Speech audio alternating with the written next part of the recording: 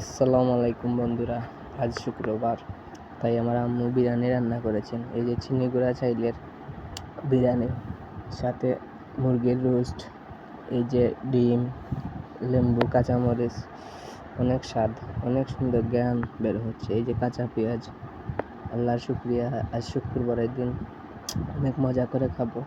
আমাদের প্রতি শুক্রবারই এরকম বিরিয়ানি খাওয়া পড়ে, বুঝছেন? কেমন লাগছে আপনারা কমেন্ট করে জানাবেন। আশা করি একদিন আপনাদেরও খাওয়াবো আমার মায়ের হাতের বিরিয়ানি। যারা যারা খেতে চান আমাকে কমেন্ট করে জানান, আপনাদের দাওয়াত রইল। আসসালামু আলাইকুম। এই যে সাথে পানি আছে এক মগ। অনেক প্রচুর গরম আজকে।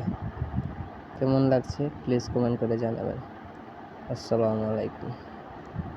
এই যে খামর নিলাম, এই যে সাথে একটু পেঁয়াজ নিলাম। এখন বিসমিল্লাহ করে মুখে দেবো।